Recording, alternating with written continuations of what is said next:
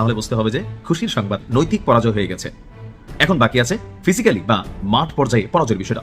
তো এই যখন অবস্থা যেভাবে খেপছে, জনগণ যেভাবে স্বতঃস্ফূর্তভাবে সেখানে ঝাঁপাই পড়ছিল, তো এরপর একটা ভয় ঢুকছে। যত চালাকি করেন না কেন কোনো লাভ হবে না, কণার বচন ভুইলা গেলে হবে না, অতীত চালাকের গলায় দড়ি, এই কথাটা কোনোদিনই বলবেন না। আর চালাকি করে লাভ নাই তো, কারণ কি জানেন, আপনি যতই চালাক হন না কেন প্রশ্ন থেকে যায় কতটুকু। হ্যাঁ ভাই, আপনি কতটুকু চালাক? চালাকের উপরে চালাক থাকে, বাঘের উপরে টাক থাকে।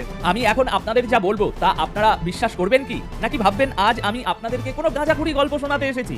কিন্তু পর্দার আড়ালে যে খেলাটা চলছে সেটা জানলে আপনার মাথা সত্যিই ঘুরে যাবে, ভয়ে কুঁকড়ে আছে। জামাত ইসলামের জন্য একটা বিরাট সুখবর আছে।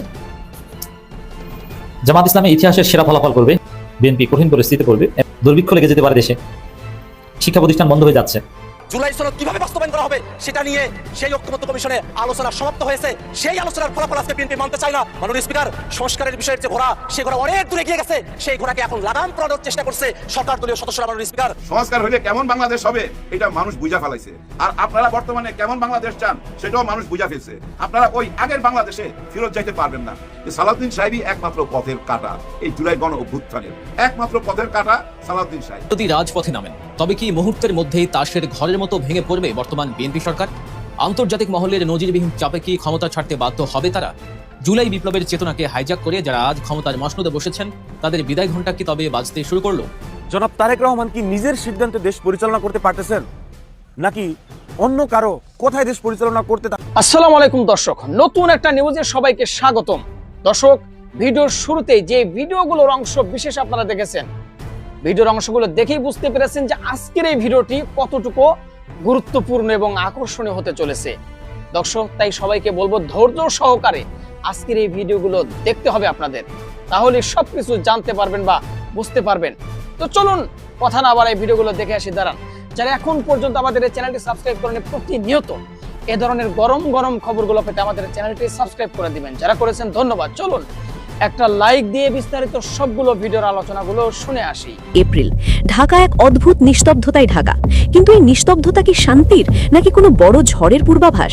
যে জুলাই বিপ্লব এক নতুন ভোরের স্বপ্ন দেখিয়েছিল, সেই ভোরের সূর্য কি আজ রাজনীতির কুটচালে অস্তমিত? গণভোটের রায় যখন ডাস্টবিনে নিক্ষিপ্ত হয় আর রাজপথ যখন আবার উত্তপ্ত হয়ে ওঠে, তখন পর্দার আড়ালে আসলে কোন ইঞ্জিনিয়ারিং চলছে? আজ আমরা উন্মোচন করব এমন এক রাজনৈতিক সমীকরণ যেখানে মিত্ররা আজ মুখোমুখি আর সংস্কারের প্রতিশ্রুতি আজ এক ধাঁধা। জাতীয় নাগরিক পার্টি এনসিপির আহ্বায়ক নাহিদ ইসলাম দেশের রাজনৈতিক অঙ্গনে এক পারমাণবিক বিস্ফোরণ ঘটালো। তিনি সোজা আঙুল তুললেন বর্তমান ক্ষমতার মসনদের দিকে। তার অভিযোগ, যে সিঁড়ি দিয়ে বিএনপি ক্ষমতায় আরোহণ করেছে, সেই সিঁড়িটি তারা এখন লাথি দিয়ে সরিয়ে দিচ্ছে। তারা যখন ক্ষমতায় ছিল না, তখন অধ্যাদেশ হয়েছে। পর্দার আড়ালে নিখুঁত ইঞ্জিনিয়ারিং করে আজ তারা গদিতে। আমরা বলেছিলাম সংস্কারের কথা, আর তারা মুখিয়েছিল নির্বাচনের জন্য। আজ 2/3 ভোটের দম্ভে তারা অন্ধ। জুলাইয়ের যে রক্তস্নাত সনদ, সেই সনদ কি আজ কেবলই কাগজের টুকরো? নাহিদের প্রতিটি শব্দ যেন এক একটি তীরের মতো বিঁধছে। তিনি শুধু বর্তমান সরকারকেই কাঠগড়ায় দাঁড় করালেন না, বরং টেনে আনলেন এক সময়ের আস্থার প্রতীক ডক্টর মোহাম্মদ ইউনুসকেও। তিনি প্রশ্ন তুললেন, যখন একের পর এক জনগুরুত্বপূর্ণ অধ্যাদেশ, গুম প্রতিরোধ, মানবাধিকার বা সচিবালয় অধ্যাদেশ বাতিল করা হচ্ছে, তখন নোবেলজয়ী এই ব্যক্তিত্ব কেন বোবা পাথরের মতো স্থির? ডক্টর ইউনুসকে তিনি ডাক দিলেন রাজপথের মিছিলে। রাজনীতির এই জটিল দাবার চালে ডক্টর ইউনুস কি শেষ পর্যন্ত একজন একাকী সৈনিক হয়েই থাকবেন? 4 এপ্রিল, শনিবার, রাজধানীর বাইতুল মোকাররবের উত্তর গেট সাক্ষী হল এক ঐতিহাসিক মুহূর্তের। জামায়াত, এনসিপি সহ 11টি দলের এই বিশাল সমাবেশ ছিল বর্তমান সরকারের বিরুদ্ধে প্রথম বড় কোনো ধাক্কা। রাজপথের এই হুঙ্কার প্রমাণ করে দিচ্ছে ক্ষমতার মধুচন্দ্রিমা হয়তো শেষ হওয়ার পথে। সমাবেশের মঞ্চ থেকে ধেয়ে এলো মুনাফিকির অভিযোগ। বিএনপি একসময় গণভোটের পক্ষে স্লোগান দিলেও আজ কেন তারা সেই রায়কে উপেক্ষা করছে? এই দ্বিচারিতা কি নতুন কোনো ফ্যাসিবাদের পদধ্বনি? প্রিয় দর্শক, এই বিশাল সমাবেশের সবচেয়ে বড় চমক, বা বলা ভালো সবচেয়ে বড় একটা পলিটিক্যাল বোমশেলটি ফাটিয়েছেন তরুণ প্রজন্মের আলোচিত নেতা, জাতীয় নাগরিক পার্টি বা এনসিপির শীর্ষ ব্যক্তিত্ব নাহিদ ইসলাম। তিনি এমন এক আহ্বান জানিয়েছেন যা বাংলাদেশের আগামী দিনের রাজনীতির পুরো দৃশ্যপটকেই আমূল বদলে দিতে পারে। নাহিদ ইসলাম আজ প্রকাশ্যে হাজার হাজার মানুষের সামনে সদ্য সাবেক প্রধান উপদেষ্টা এবং বিশ্ববরেণ্য নোবেলজয়ী ব্যক্তিত্ব ডক্টর মোহাম্মদ ইউনুসকে 11 দলীয় ঐক্যজোটের সাথে রাজপথে আন্দোলনে নামার সরাসরি আহ্বান জানিয়েছেন। সাধারণ চোখে এটিকে হয়তো একটি আবেগী রাজনৈতিক বক্তব্য মনে হতে পারে, কিন্তু যারা রাজনীতির গভীর চাল বা ডিপ পলিটিক্স বোঝেন, তারা জানেন নাহিদ ইসলাম এই দাবিটি স্রেফ হাওয়ায় ভাসিয়ে দেননি।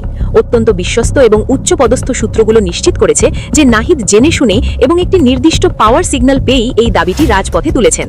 মূল সত্যটি হল ডক্টর মুহাম্মদ ইউনুস নিজেও বর্তমান বিএনপি সরকারের এই চরম বিশ্বাসঘাতকতা এবং ক্ষমতা কুক্ষিগত করার অপচেষ্টার বিরুদ্ধে রাজপথের এই আন্দোলনে অত্যন্ত সক্রিয়ভাবে অংশ নিতে আগ্রহী। একটু গভীরভাবে চিন্তা করে দেখুন, ডক্টর ইউনুসের মতো একজন বিশ্ববরেণ্য এবং সর্বজন শ্রদ্ধেয় ব্যক্তি কেন আবার রাজপথে নামতে চাইবেন? কারণটা খুব সাধারণ এবং যৌক্তিক। এই জুলাই জাতীয় সনদ এবং এর উপর ভিত্তি করে হওয়া গণভোট, এই দুটি অর্জনই ছিল ডক্টর ইউনুসের নেতৃত্বাধীন অন্তর্বর্তীকালীন সরকারের সবচেয়ে বড় সাফল্য এবং রাষ্ট্র মেরামতের শক্ত ভিত্তি।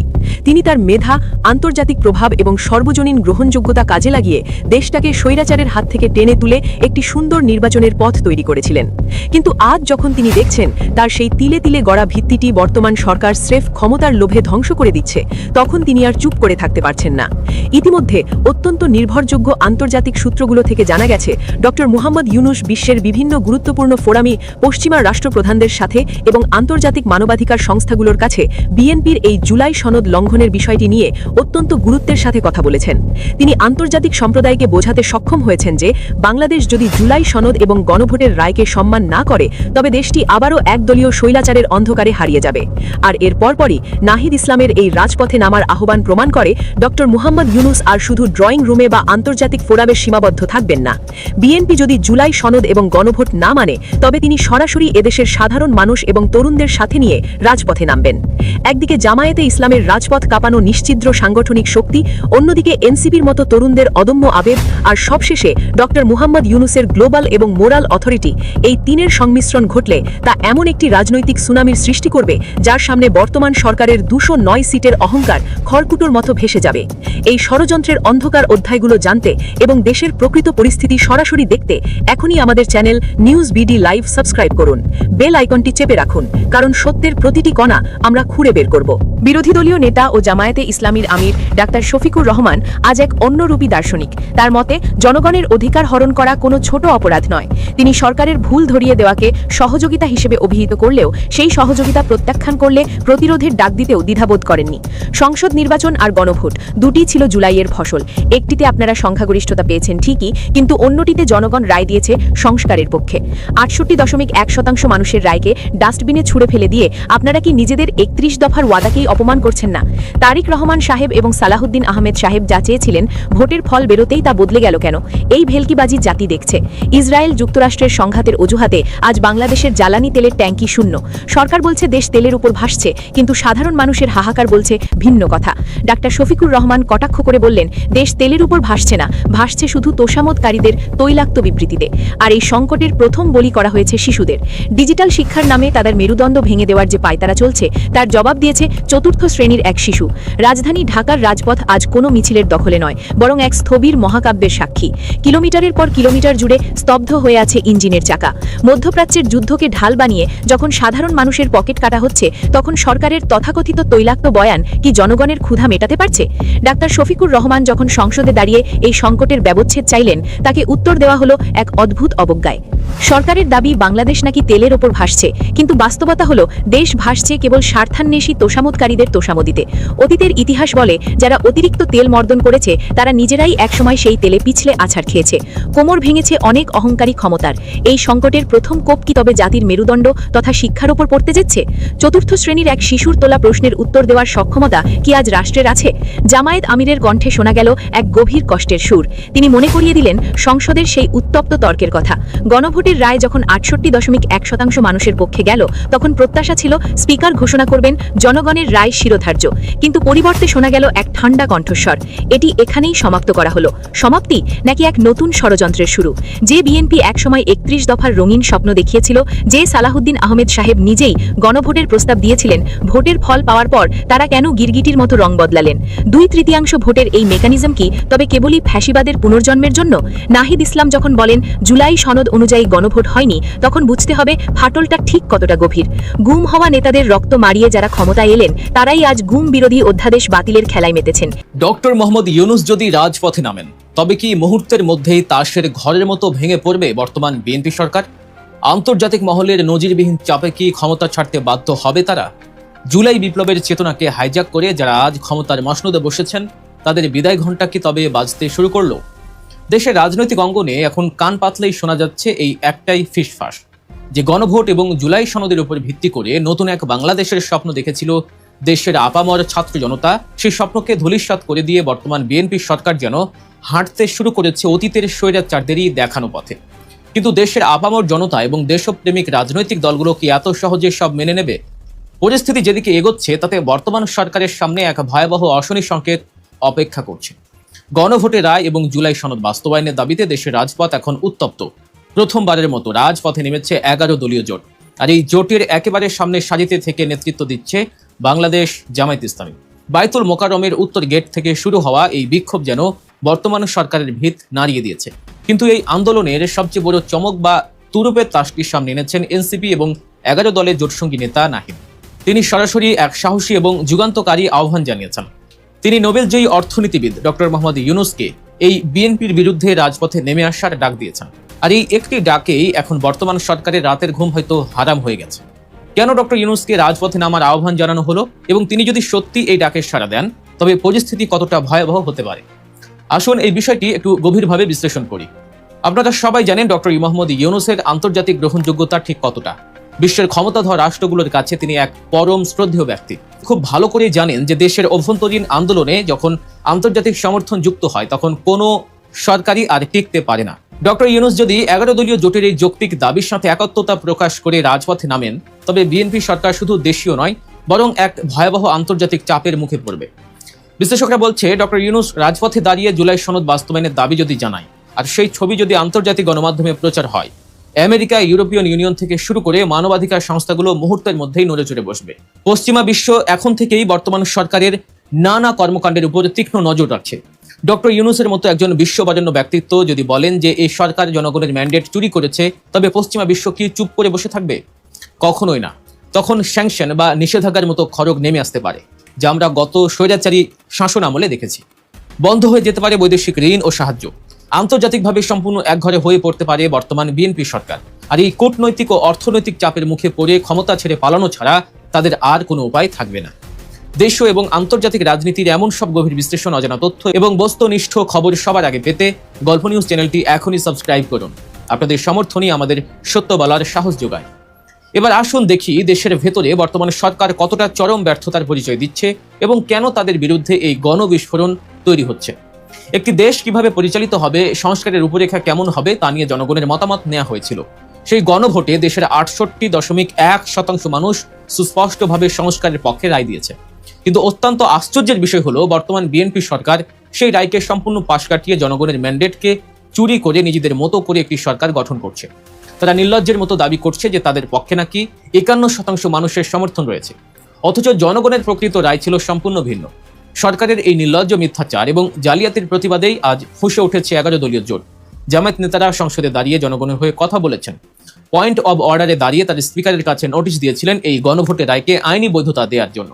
কিন্তু বর্তমান বিএনপি সরকারের সাজানো সংসদ সেই নোটিশ নিয়ে 2 ঘন্টা আলোচনার পর তা পুরোপুরি বাতিল করে দেয়, যাকে সংসদীয় ভাষায় বলা হয় টক আউট। অর্থাৎ জনগণের রায়কে সরাসরি ডাস্টবিনে ছুঁড়ে ফেলেছে এই সরকার। বাংলাদেশ জামায়াত ইসলামী নেতারা অত্যন্ত স্পষ্টভাবে সরকারকে হুঁশিয়ার করে দিয়েছেন। তারা বলেছেন এই আন্দোলন কোনো নির্দিষ্ট দলের বিরুদ্ধে নয়, বরং এই আন্দোলন তাদের বিরুদ্ধে যারা জনগণের বিপক্ষে অবস্থান নিয়েছে। যদি কেউ ক্ষমতা কুক্ষিগত করে আবারও দুঃস্বপ্ন দেখে, অধ্যাদেশ বা অর্ডিন্যান্স জারি করে জোর করে ক্ষমতায় টিকে থাকতে চায়, তবে তারা বোকার স্বর্গে বাস করছে। এদেশের মানুষ রক্ত দিয়ে অধিকার আদায় করতে জানে, যা 24-এর গণ অভ্যুত্থানকে আবারও সামনে আনছে। অন্যদিকে দেশের অর্থনীতি এবং সাধারণ মানুষের জীবনযাত্রাকে এক চরম খাদের কিনারায় ঠেলে দিচ্ছে বর্তমান সরকার। জ্বালানি সংকটের নামে দেশে যা চলছে তা রীতিমতো হাস্যকর এবং একই সাথে মর্মান্তিক। দেশের জ্বালানি খাত আজ পুরোপুরি মুখ থুবড়ে পড়েছে। দেশের পরিস্থিতি এমন জায়গায় গিয়ে দাঁড়িয়েছে যেখানে রাস্তায় গাড়ি চালানোই কঠিন, অনেক জায়গায় গাড়ি ঠেলে নিতে হচ্ছে। পেট্রোল পাম্পগুলোতে দেখা যাচ্ছে কয়েক কিলোমিটার দীর্ঘ লাইন।